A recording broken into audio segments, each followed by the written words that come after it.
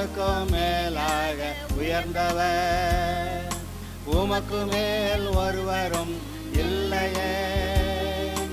அல்லேலூயா, அல்லேலூயா, அல்லேலூயா, ஆமென்.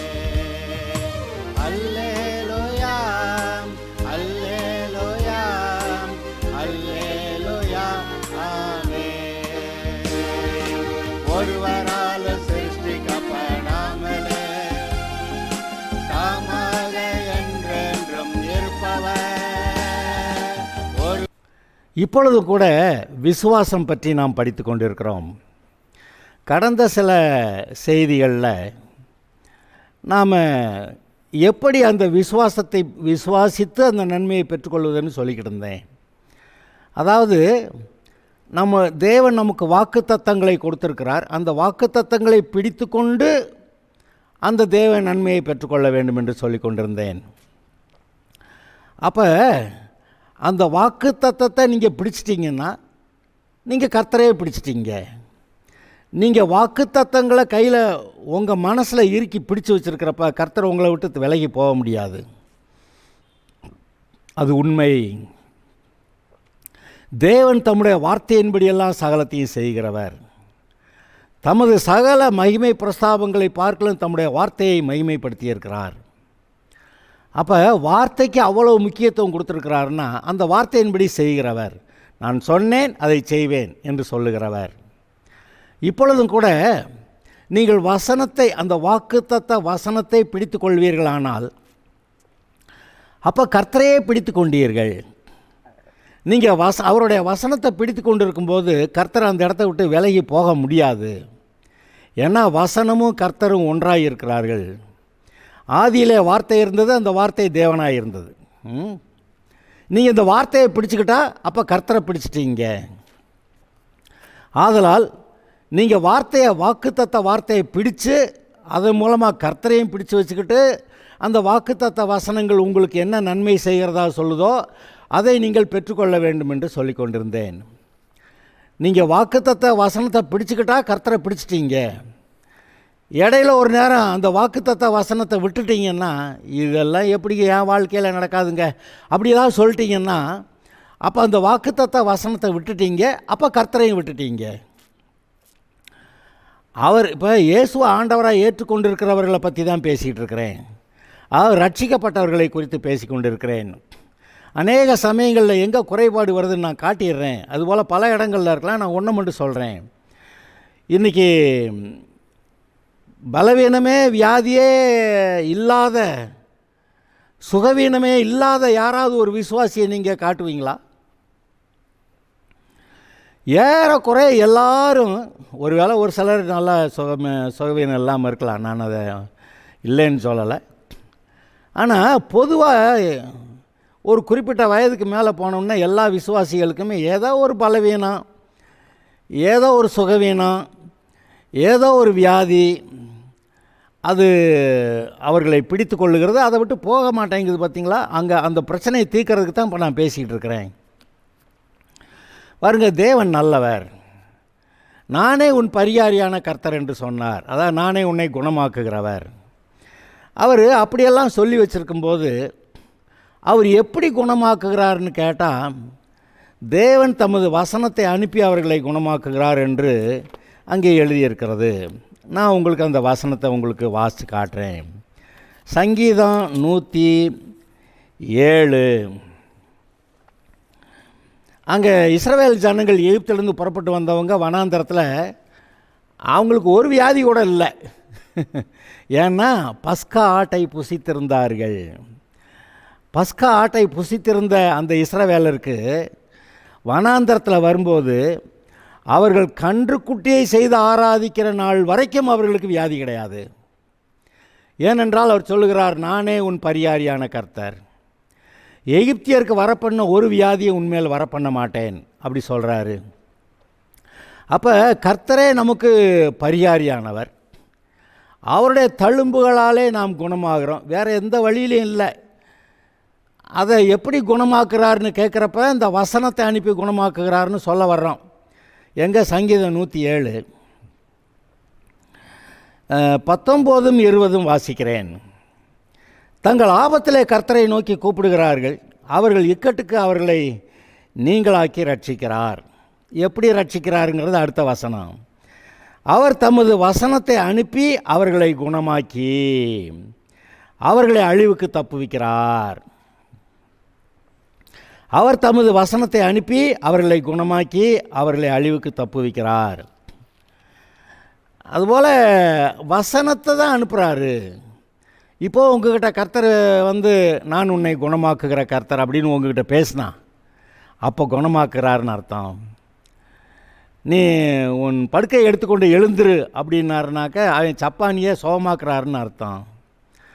நீ கண்ணில் சேற்றை பூசிட்டு சீலோவாம் குளத்தில் போய் கழுவுன்னா சீலோவாம்னா அனுப்பப்பட்டவர், அதான் இயேசு. அங்கே போய் கழுவுன்னு சொன்னால் கழுவுனா சுகமாகறான்னு அர்த்தம். அங்கே போய் கழுவுன்றாருல, அதை வசனத்தை அனுப்புகிறாரு, வார்த்தையை அனுப்புகிறாரு. அப்படி ஒவ்வொரு காரியத்துக்கும் சுகமாகிற போது வார்த்தையை அனுப்புகிறாரு. லாசர்வே வெளியே வாடினார், தலித்தா குமின்னார், வசனத்தை அனுப்பினார். அந்த வசனத்தை அனுப்பி இங்கே என்ன போட்டிருக்கு? அவர் தமது வசனத்தை அனுப்பி அவர்களை குணமாக்கி அவர்களை அழிவுக்கு தப்புவிக்கிறார். அப்போ அவர் என்ன செய்வார்? அவர் வார்த்தையாக இருக்கிறாரு, வார்த்தையை தான் அனுப்ப முடியும், வேறு என்னத்தையை தான் அனுப்ப முடியும்? அவர் வார்த்தையாக இருக்கிறார், வார்த்தையை தான் அனுப்புவார். நம்முடைய சுகத்துக்கு ஒரு வசனத்தை கொடுக்கிறார், நம்முடைய பொருளாதார ஆசீர்வாதத்துக்கு ஒரு வசனத்தை கொடுக்கிறார், நம்முடைய சமாதான சந்தோஷத்துக்கு ஒரு வசனத்தை கொடுக்கிறார், நம்முடைய குடும்ப ஆசீர்வாதத்துக்கு ஒரு வசனத்தை கொடுக்கிறார். கணவன் மனைவி 2 பேரும் எப்படியா? மணவாளனாகிய இயேசு, மணவாட்டியாகிய சபை, அவங்களுக்கெல்லாம் ஒரு குறவும் இருக்காதுல்ல, எல்லாம் நல்லா பர்ஃபெக்டாக இருக்கும்ல. அதுபோல் ஒரு வாழ்க்கை, இன்பமான வாழ்க்கை பெற்றுக்கொள்வதற்காக நான் உங்களெல்லாம் கணவன் மனைவியாக பூமியில் குடும்பமாக வச்சுருக்கேன்னு சொல்கிறாரு. அப்போ அதுபோல் ஆசீர்வாதத்தை இங்கே பெற்றுக்கொண்டு அதை அனுபவித்து அப்போ பரலோகம் எப்படி இருக்குங்கிறத யோசித்து பார்க்குறதுக்காக இந்த இன்பத்தெல்லாம் கொடுக்குறாருன்னு சொல்லியிருக்கேன். அப்போ குடும்ப ஆசீர்வாதத்தை பற்றி அங்கே பேசுது.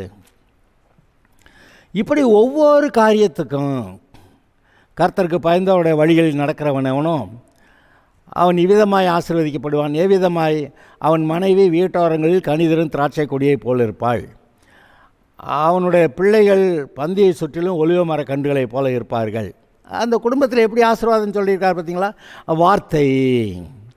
அந்த வார்த்தையை வாசிக்கும்போது அந்த வசனம் நம்முடைய உள்ளத்தில் பேசுகிறது, அந்த வசனத்தின்படி அவர் நமக்கு செய்கிறார். இந்த வசனத்தை வாசிக்கும்போது இந்த இருதயத்தில் நம்ம அந்த வசனம் பேசலைன்னா அந்த வசனம் அங்கே இருந்து வேஸ்ட்டாக போச்சு. அந்த வசனத்தை விசுவாசிக்க சொல்கிறார், அது பேசும், அதை நம்ம நம்பணும். பாருங்கள், வாக்குத்தத்தம், நானே உன் பரிகாரியான கர்த்தர், எகிப்தியருக்கு வந்த ஒரு வியாதியை உனத்தில் வரவிட மாட்டேன், என்னுடைய தழும்புகளாலே குணமாகிறீர்கள், உன்னுடைய சுகத்துக்காக நான் பெரிய கரையை செலுத்தி இருக்கிறேன். அங்கே சிலுவையில் தொங்கும்போது முதுகெல்லாம் காயம், தலையிலே முள்முடி, தாடியை பிடுங்கியிருந்தார்கள், அங்கே ஈட்டியிலே குத்தினார்கள், அங்கே கைகளே கால்களே ஆணிகளால் உருவ கடாவியிருந்தார்கள். இவ்வளவு காயங்களும் நம்முடைய வாழ்க்கையில் இருக்க சாபங்களை சுமப்பதற்காக. சாபங்கள் என்னென்ன? வியாதி, தரித்திரம், சமாதானம் இல்லாதது, சந்தோஷம் இல்லாதது, குடும்பத்தில் சண்டை, குழப்பம், தாறுமாறு, எல்லாமே அற்புத விதமாக ஆபத்து வரும். திடீர்னு எதிர்பாராத விதத்தில் ஆக்சிடெண்ட் ஆகிரும். எல்லா பிசாசுடைய காரியங்கள், அவைகள் எல்லாவற்றிலிருந்து அவனை தப்புவிப்பேன் அப்படி சொல்கிறாரு. அப்போ அதுக்காக ஒரு வசனத்தை தான் அனுப்புகிறாரு. அப்போ நீங்கள் காலையில் எந்திரிச்சு, ஸ்தோத்திர ஆண்டவரே, என்னை சுற்றில் நீர் காவல் வைத்திருக்கிறபடியால், அதற்காக ஒரு தூதனை போட்டிருக்கிறபடியால் உமக்கு ஸ்தோத்திரம், என் பாதம் கல்லில் இடாதபடிக்கு ஸ்தோத்திர ஆண்டவரே, என்னை சுற்றி அக்கினி மதிலாக இருக்கிறீர், நன்றி ஆண்டவரே, எனக்கு என்னை கண்ணின் மணியை போல காக்கிறீர், நன்றி ஆண்டவரே, உள்ளங்கையில் வரைந்திருக்கிறீர், நன்றி ஆண்டவரே, எவன் என்னை உம்மிடத்திலிருந்து பிடுங்க முடியாது, நன்றி, நீர் எனக்கு கொடுக்குற பாதுகாப்புக்காக, என்னை வீட்டார் கொடுக்குற பாதுகாப்புக்காக உமக்கு நன்றி அப்படின்னு விசுவாசத்தோடு இந்த வசனத்தை அறிக்கை பண்ணி இந்த உணர்வோடு நம்ம இருக்கும்போது எந்த தீங்கு நம்மை தொடுவதில்லை. தலையில் இருக்கிற மயிரெல்லாம் எண்ணப்பட்டிருக்கிறது என்று சொல்லுகிறார். அப்போ தலையில் இருக்க மயிர், ஒரு மயிர் கூட கர்த்தருடைய பெர்மிஷன் இல்லாமல், ஒரு விதத்தில் உங்கள் பெர்மிஷன் இல்லாமல் அதெல்லாம் விழுகாது. நம்மளாக பார்த்து நிறையா முடி உதிருது, நிறையா முடி உதிருது. நிறையா முடி உதிருதுன்னா என்ன அர்த்தம்? உதிர்றதுக்கு நீங்கள் அலோவ் பண்ணிட்டீங்கன்னு அர்த்தம். அதுக்கப்புறம் தான் அவர் அலோவ் பண்ணுறாரு. ஆனால் நாம் இப்போ வாழ வயது போல் ஆகுதுன்னு சொல்கிறோமே, இதை அந்த வசனத்தை நீங்கள் பிடிச்சிக்கிட்டிங்கன்னா, அந்த வாக்குத்தத்த வசனத்தை பிடிச்சிருக்கும்போது அந்த வசனத்தின் மூலமாக நீங்கள் அவரை பிடிச்சிருக்கீங்க.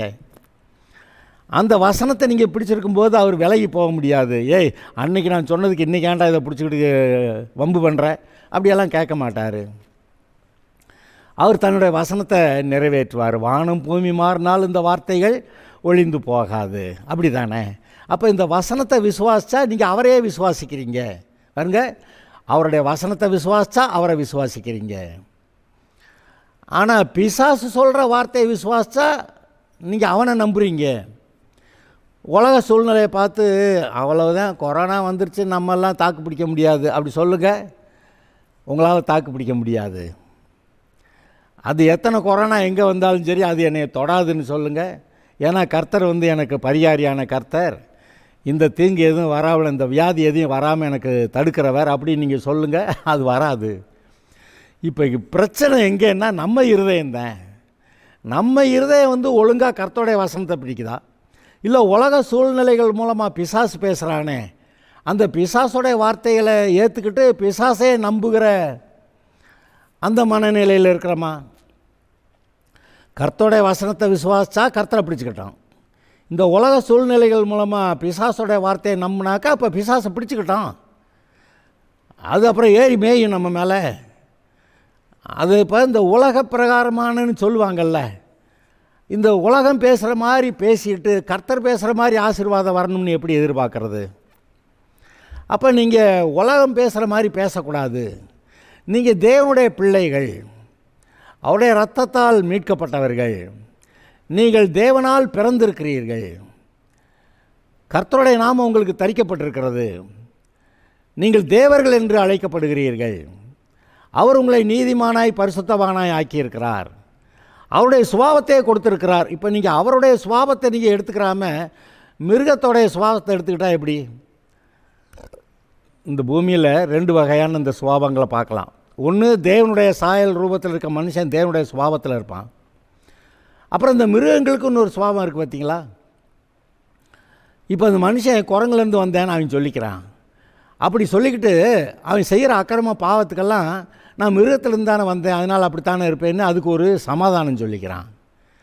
ஆனால் உண்மை என்ன? மனுஷன் தேவனால் சிருஷ்டிக்கப்பட்டவன். அப்போ தேவனால் சிருஷ்டிக்கப்பட்டவன்னா அவர் சில வார்த்தைகளை கொடுக்குறாரு, இப்படி வாழணும்னு. அப்போ அந்த வார்த்தைகளை ஏற்றுக்கொண்டீர்களா? இப்போ நான் உங்களுடைய சூழ்நிலையில் இப்போ இவ்வளோ கதை சொல்லிக்கிட்டு இருக்கேனே, உங்களுடைய சூழ்நிலைகளை உங்களுடைய சரீர சுகத்துக்காக, மனசில் சமாதானத்துக்காக, மனசில் சமாதானம் சும்மா வராது, அது உண்மையாக எங்கெல்லாம் மனம் திரும்பணுமோ அங்கே மனம் திரும்பி இருக்கணும். பழைய அக்கௌண்ட்டெல்லாம் கர்த்தர் விட்டுருவார். ஆனால் தொடர்ந்து இப்போ ஏதோ ஒரு அக்கௌண்ட் வச்சுக்கிட்டு இருக்கக்கூடாது.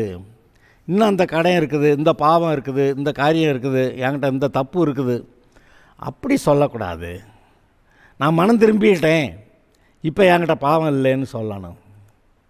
அப்போ தான் நீங்கள் இந்த வசனங்களை விசுவாசிக்க முடியும். அந்த வசனங்களை விசுவாசிக்கணும்னாவே நீங்கள் பரிசுத்தமாகணும்னு ஒரு இடத்துல எழுதியிருக்கு.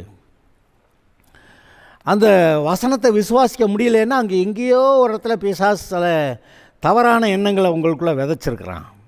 அதை நீங்கள் ஏற்றுக்கிட்டு இருக்கிறீங்கன்னு அர்த்தம். பாவம் செய்யாமல் இருக்கலாம், ஆனால் தவறான எண்ணங்களை பிசாசு விதைச்சானே அதை நீங்கள் ஏற்றுக்கிட்டு இருக்கலாம். இப்போ இந்த காரியங்களை நினைங்க. அவருடைய தழும்புலால் குணமானீர்கள், நானே உன் பரிகாரியான கர்த்தர். இந்த வசனத்தை பிடிச்சிக்கிட்டா நீங்கள் கர்த்தரே பிடிச்சிக்கிறீங்க. போன செய்தியில் என்ன சொல்லியிருந்தேன்? அந்த வசனங்களை, கர்த்தருடைய வசனங்களை கண்டுபிடிக்கிறவர்களுக்கு அவைகள் ஜீவனும் உடலுக்கெல்லாம் ஆரோக்கியமாம்னு சொல்லியிருந்தேன். அதே இன்னும் கொஞ்சம் பிரித்து காமிச்சேன்.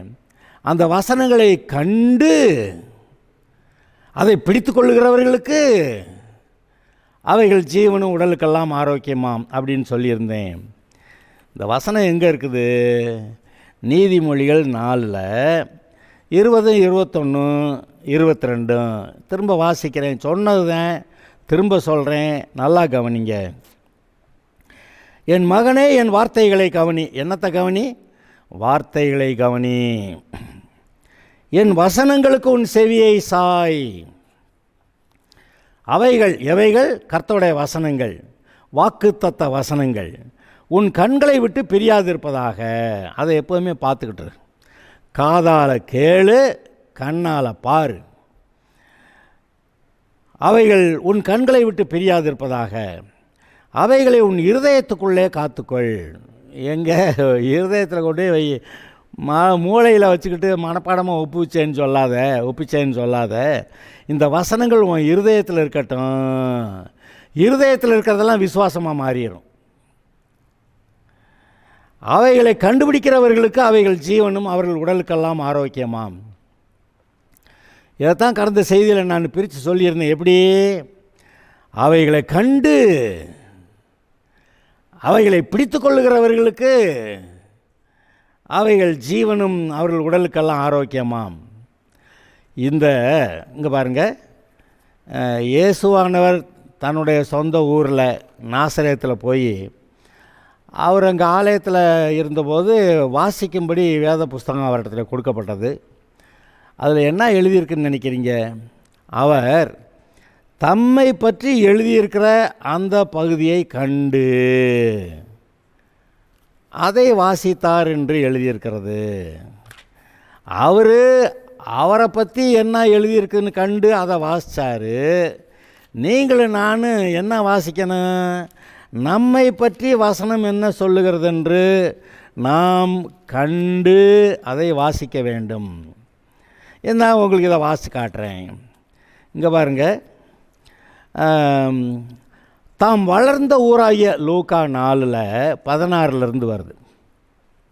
தாம் வளர்ந்த ஊராகிய நாசரேத்துக்கு அவர் வந்து தம்முடைய வழக்கத்தின்படியே ஓய்வு நாளில், பாருங்கள் இவர் வழக்கம் என்னது? ஓய்வு நாளில் ஜெப ஆலயத்தில் பிரவேசித்து வாசிக்க எழுந்து நின்றார். அப்பொழுது ஏசாயா தீர்க்கதரிசியின் புஸ்தகம் அவரிடத்தில் கொடுக்கப்பட்டது. அவர் புஸ்தகத்தை விரித்தபோது, புஸ்தகம் கொடுத்தாச்சு, அது விரிச்சாச்சு. கர்த்தருடைய ஆவியானவர் என்மேல் இருக்கிறார், தரித்திரருக்கு சுவிசேஷத்தை பிரசங்கிக்கும்படி என்னை அனுப்பி அபிஷேகம் பண்ணினார். இருதய நறுங்குண்டவர்களை குணமாக்கவும், சிறைப்பட்டவர்களுக்கு விடுதலையும், குருடருக்கு பார்வையும் பிரசித்தப்படுத்தவும், நொறுங்குண்டவர்களை விடுதலையாக்கவும், கர்த்தருடைய அனுக்கிரக வருஷத்தை பிரசித்தப்படுத்தவும் என்னை அனுப்பினார். இப்போ என்னென்னத்துக்கு இவர் அனுப்பினார்னு, என்னை அனுப்பினார் என்று எழுதியிருக்கிற இடத்தை அவர் கண்டு வாசித்து. இயேசுவானவர்கிட்ட பைபிளை கொடுத்தா அவர் தன்னை பற்றி என்ன எழுதியிருக்குன்னு கண்டுபிடிச்சி அதை வாசித்து அதன்படி அவர் வாழ்க்கையை வாழ்ந்தார். ஒவ்வொரு நாளும் கர்த்தர் நேரடியாக அவர் ஜபத்தில் இருக்கும்போது என்ன பேசினாரோ அதை போய் செஞ்சுக்கிட்டு இருந்தார். பைபிளை வாசித்தார். அங்கே எழுதியிருக்கல, தன்னை பற்றி எழுதியிருக்கிற இடத்தை அவர் கண்டு என்று எழுதியிருக்கிற இடத்தை அவர் கண்டு, அவர் தன்னை பற்றி எழுதியிருக்கிற இடத்தை கண்டு வாசித்து புஸ்தகத்தை சுருட்டி பணிவிடைக்காரத்தில் கொடுத்து உட்கார்ந்தது மாத்திரமல்ல, அப்புறம் என்ன சொல்லிட்டாரு? எல்லாருடைய கண்கள் அவர் மேல் நோக்கமாக இருக்கும்போது அவர் அவர்களோட பேசத் தொடங்கி, உங்கள் காதுகள் கேட்க இந்த வேத வாக்கியம் இன்றைய தினம் நிறைவேறிற்று.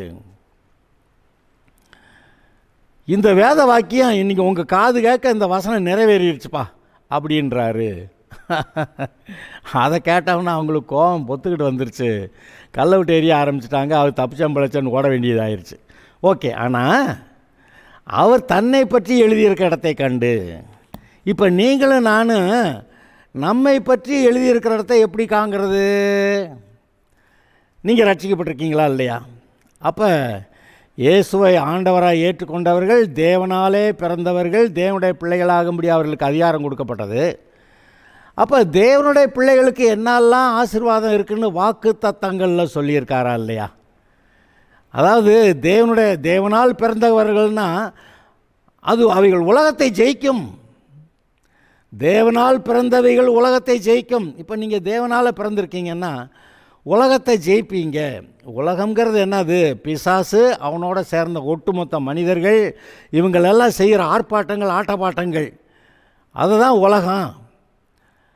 அப்போ இந்த உலகத்தை ஜெயிப்பீர்கள். தேவனால் பிறப்பதெல்லாம் உலகத்தை ஜெயிக்கும். நீங்கள் தேவனால் பிறந்திருக்கீங்களா இல்லையா? அப்போ நீங்கள் ஜெயிக்கிறீங்களா இல்லையா? ஏங்க, நீங்கள் எத்தனை பேர் நம்புறீங்க நீங்கள் ஜெயிக்கிறீங்க? நான் தேவனால் பிறந்திருக்கிறேன், ஆதலால் உலகத்தை ஜெயிக்கிறேன். நான் அவரை விசுவாசிக்கிறேன், ஆதலால் தேவனுடைய குடும்பத்தில் பிள்ளையாக இருக்கிறேன், தேவனால் பிறந்திருக்கிறேன் என்று நீங்கள் இந்த வார்த்தையை இருதயத்தில் வச்சுருக்கும்போது தான், மன மூளையில் இல்லை, இருதயத்தில் வச்சுருக்கும்போது தான் அது விசுவாசமாய் மாறுகிறது. இப்போ சங்கீதம் 107 அவர் தமது வசனத்தை அனுப்பி அவர்களை குணமாக்கினார். அவர் தம்முடைய வசனத்தை அனுப்பி குணமாக்கினார். வேறு எதுவும் செய்ய மாட்டார். ஆனால் நீங்கள் அந்த வசனத்தை நம்பிட்டீங்கன்னா, அதை கண்டு அதை பிடிச்சிக்கிட்டு அதை நம்பிட்டு அது போக விடாமல் எங்கேயும் போக விட்டுறக்கூடாது. அதான் பாருங்கள், விதைக்கிறவன் விதைக்க புறப்பட்டானா, சில விதைகள் வழியருகே விழுந்துச்சான், ஆகாயத்து பறவை வந்து அதை பொறுக்கிட்டு போயிடுச்சான். இப்போ உங்களுடைய இருதயத்தில் விதைக்கப்படுகிற மனுஷகுமாரனுடைய விதைகள், வாக்கு தத்தங்கள், அதை ஆகாயத்து பறவை வந்து இதை பொறுக்கிட்டு போக நீங்கள் விட்டீங்கன்னா அப்புறம் அந்த வசனம் வேலை செய்யாது. அந்த வசனம், விதையாகிய வசனம் உங்கள் இருதயத்தில் இருக்கும்போது தான் அது வந்து வளர்ந்து உங்களுடைய வாழ்க்கையில் கனி கொடுக்கும். நீங்கள் பாட்டு கவலையத்து என்னமோ பாஸ்டர் பிரசங்கம் பண்ணாருங்க, சரி ஓகே, என்ன பண்ணார் தெரியாது. அப்படின்னா அதுக்குள்ளே இந்த ஆகாயத்து பறவையாகிய பிசாசு வந்து உங்களுடைய இருதயத்தில் விதைக்கப்பட்ட இயேசு கிறிஸ்து விதைத்தாரே ஆசீர்வாதத்தின் வாக்குத்தத்த வசனம், அதை பொறுக்கிட்டு போயிட்டேன். இப்போ நான் தான் கேட்குறேன், நீங்கள் அந்த வசனத்தை பிடித்து கொண்டால், அந்த நீதிமொழிகள் நாளில் இந்த வசனத்தை கண்டுபிடிக்கிறவர்களுக்கு அவைகள் ஜீவனும் உடலுக்கெல்லாம் ஆரோக்கியமா, அதை எப்படி சொன்னேன், அதை கண்டு அதை பிடித்து கொள்ளுகிறவர்களுக்கு கர்த்தர் சொன்ன வாக்குத்தத்த வசனங்களை அவருடைய தள்ளும்புகளால் குணமானீர்கள், நானே உன் பரிகாரியான கர்த்தர் அப்படிங்கிறத இந்த பைபிளில் கண்டு அது எனக்குத்தான் அப்படி நீங்கள் அதை கண்டு அதை பிடித்து கொண்டால், கண்டு பிடிக்கிறவர்களுக்கு, கண்டுபிடிக்கிறதுன்னு சரி அது எனக்கு அர்த்தம் தெரியாமல் இல்லை, ஆனால் உங்களுக்கு இதை புரியணுங்கிறதுக்காக அப்படி பேசிக்கிட்டு இருக்கிறேன். அதை கண்டு அதை பிடித்து கொள்ளுகிறவர்களுக்கு அந்த வசனங்கள் ஜீவனும் உடலுக்கெல்லாம் ஆரோக்கியமாம்.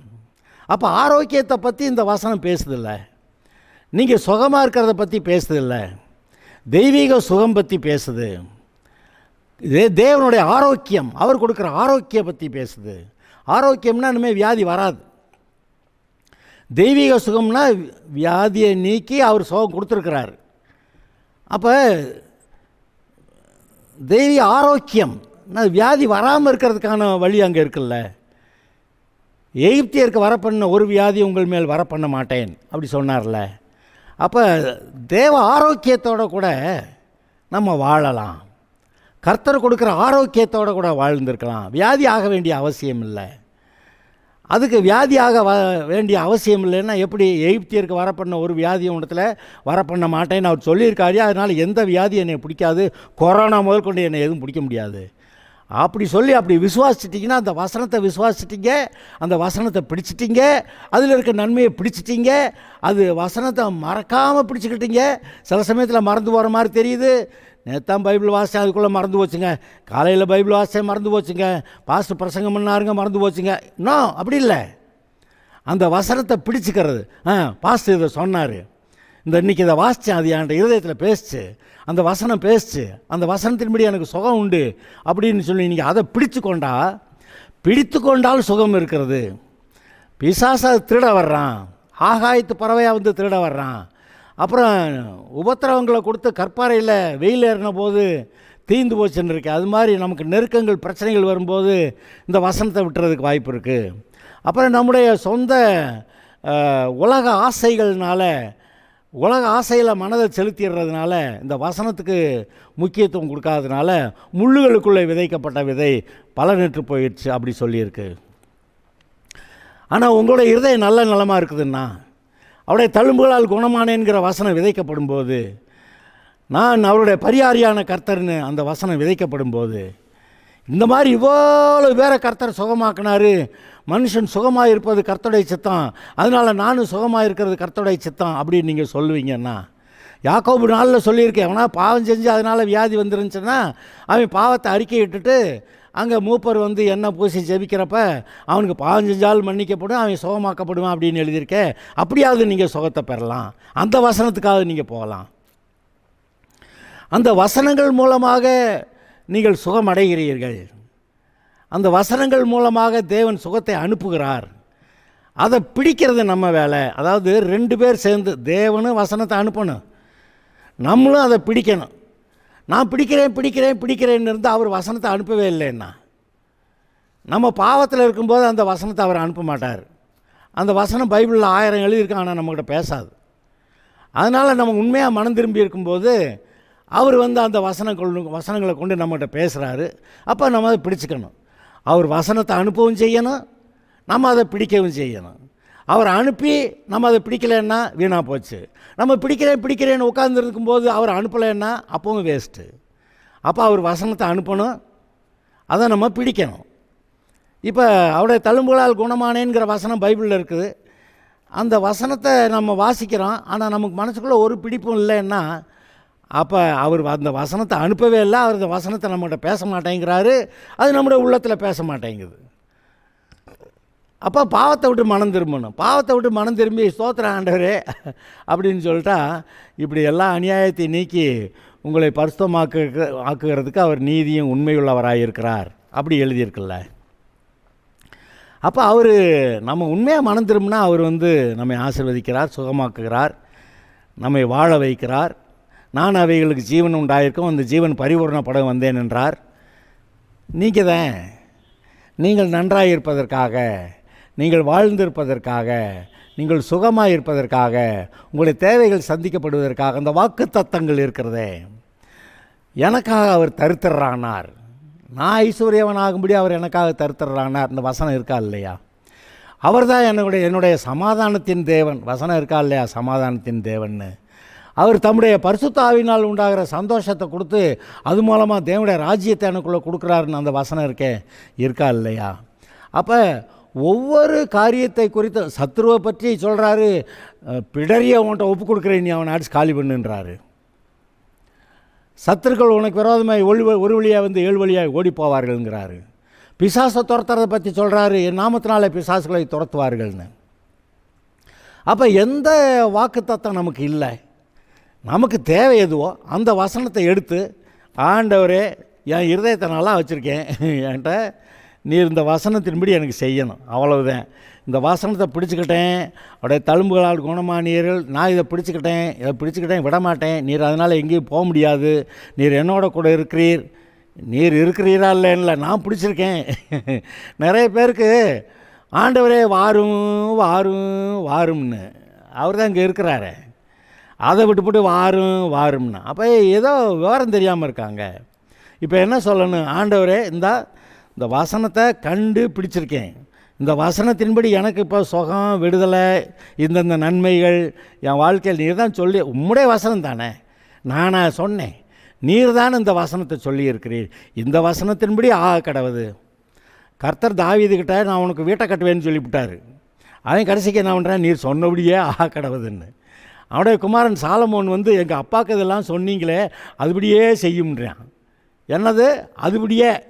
அப்போ அந்த வார்த்தையின்படியே அதுபடியே செய்யும்ன்றான். அப்போ அவங்க காரியத்தை சாதிக்கிறவங்க, ஏன்னா அவர் வார்த்தையை பிடிச்சிக்கிட்டே கேட்டுக்கிட்டு இருக்கிறாங்க. நீங்களாக ஒன்று ஆலோசித்து இப்படி கேட்டு அப்படி கேட்டு அப்படியெல்லாம் நம்ம வாழ்ந்துடலாம், அப்படி இல்லை. அவரே நீங்கள் சூப்பராக வாழ்ந்துருக்கிறதுக்கு எல்லா வாக்கு தத்தங்களையும் கொடுத்து வச்சுருக்கிறாரு. அதை தேடி அதை கண்டு அதை பிடிச்சிக்கிட்டா அது உங்களுக்கு வரும். ஹலோ, தேடுங்கள் கண்டடைவீர்கள், கேளுங்கள் கொடுக்கப்படும், தட்டுங்கள் திறக்கப்படும். திறக்கலையா?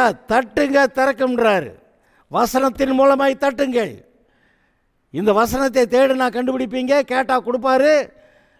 தட்டுங்க திறக்கும், சுகம் வரும், பலன் வரும், பொருளாதாரம் வரும், குடும்ப ஆசீர்வாதம் வரும். தட்டுங்கள் திறக்கப்படும். Okay, God bless you.